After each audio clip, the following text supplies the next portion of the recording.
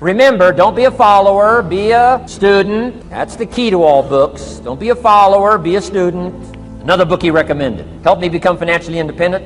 We're going to cover that before we finish this afternoon. The book was entitled The Richest Man in Babylon by George Clason, C-L-A-S-O-N. This little book, The Richest Man in Babylon, I use it as a textbook teaching teenagers how to be rich by 40, living in America. 35 if you're extra bright, much sooner if you find a unique opportunity. I got rich by the time I was 31, didn't wait till 35. If you find a unique opportunity.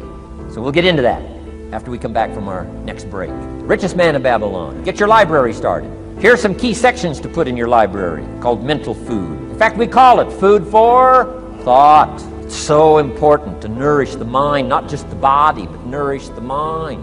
Key phrase. Now it needs to be well balanced. You can't live on mental candy. Somebody says, well, I just read this positive stuff. That's too second grade. You've got to get out of second grade. You can't just be inspired. You've got to be taught. You can't just be inspired. You've got to be educated. Here's a good book. It's called How to Read a Book. Good title. How to Read a Book by Mortimer Adler.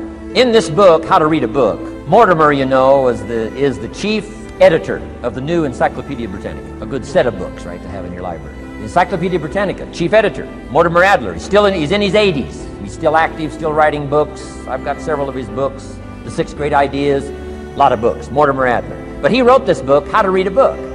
Now, in this book, How to Read a Book, not only does he give you some good suggestions on how to get the most out of a book. It's one thing to read it, it's another thing to get the best out of it. He'll give you some techniques on how to get the best out of a book. It's very good.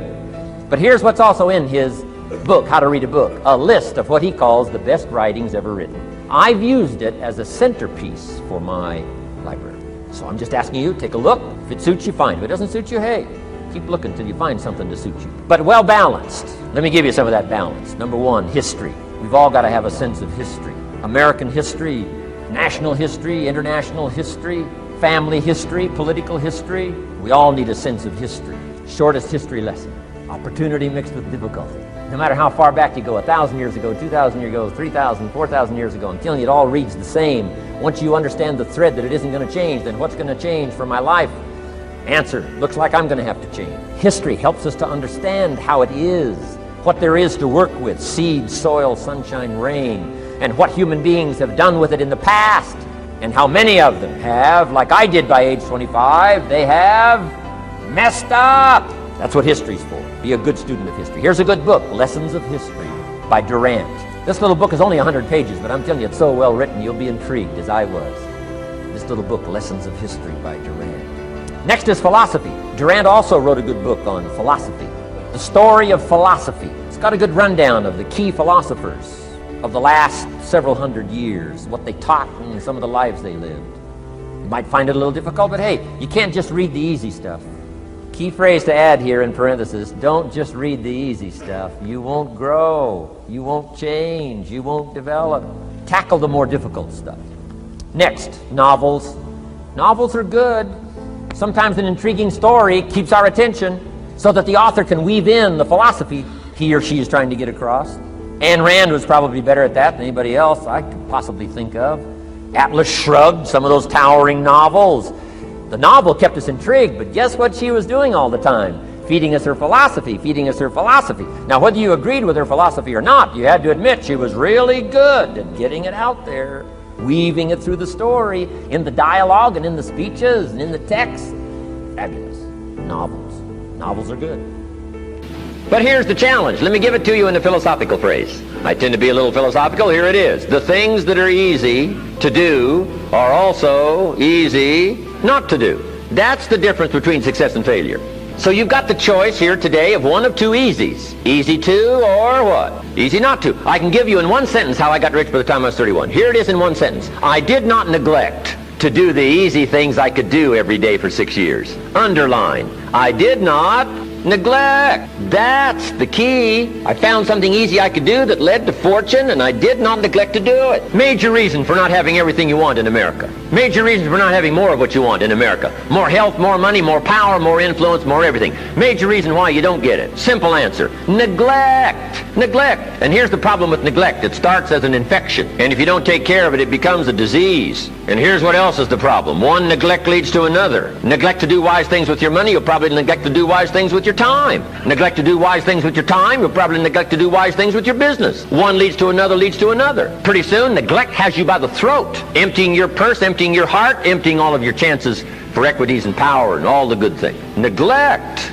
What if you should be walking around the block every day for your good health and you don't? I'm telling you, you're on the wrong track. You should do it, you could do it, you don't do it. That's called formula for disaster. All you've got to do is let that and a few other things accumulate for 6 years, and now you're driving what you don't want to drive, wearing what you don't want to wear, living where you don't want to live, doing what you don't want to do, maybe having become what you really didn't want to become. I'm telling you, that's it. Just neglect along, drift along, and it's got you by the throat. It'll take all your values, leave you with just a little bit of dust in a summer wind, and it'll soon be gone. I hope I said that well. That's it. It's where I found myself at age 25 until my teacher came along and said, Mr. Rohn, up till now you've messed up.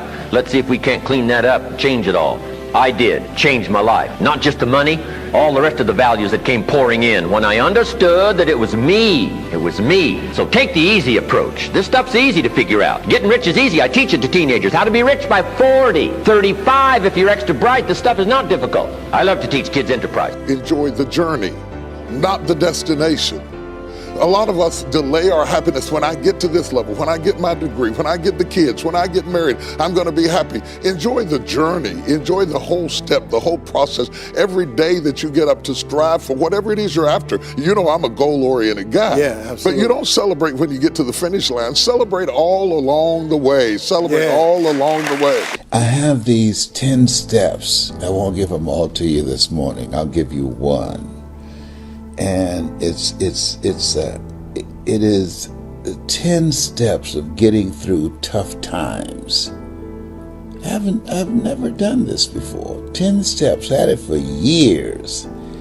I applied it and used it in my own life, but I've never done it publicly. And so I want to share this as a gift to you ahead of Christmas. I want to share this with you. It's 10 steps, and I'm going to go through one of them. And I'd like for you to like this page and share it, like it and share it, because this message will be helpful to someone that you know, someone that you love, someone that might need some encouragement this morning, or someone who's already motivated and positive, and they like you. They like positive messages like I do, okay? I want you to like this page and share it, like it and share it. But it's 10 steps of making it through tough times. I'm speaking to world-class speakers here in Phoenix, Arizona this morning. And I'm up early, been up since 3 o'clock. They say angels talk to you between 2 o'clock and 3 o'clock. Well, I wish they would talk to me between 8 o'clock and 9 o'clock too. Okay, so I can sleep longer. But this is new in my life. Just waking up between 2 and 3 o'clock out of nowhere. And I asked Celeste, simply Celeste, have you ever done that? She said, yes. I said, well, what is that about? She said, that's what old people do. Oh my God. Whenever you're having an experience that is deeply fulfilling, and you're not distracted by thought, you're not waiting for the next good thing to happen, you're not looking over the shoulder of the present moment to see what's coming, you're just totally with whatever it is, you're not then worrying about what it means. I mean, this is something you have to do something in order to find that question interesting, and the thing you're doing is less interesting than really being connected to the present moment. And if in the present moment there's no, if you're not lost in thought and you're truly just kind of surrendered to consciousness in the present moment, whether it's pleasant or unpleasant, you don't have to think of the grand design of your life. It's not the lack of it, it's not the best type. People say, well, hey, Tom Brady, 6th-round draft pick, I mean, he's constantly trying to prove them that they picked the wrong guys. I know Tommy a little bit, and I can tell you, that motivates him, but if you think he's become the greatest football player of all time because he's trying to prove people from 20 years ago wrong about where he was drafted, right, you don't get elite performance. Tom Brady is where he is because he sets standards for himself and has massive goals and ambitions for himself, not to prove other people wrong.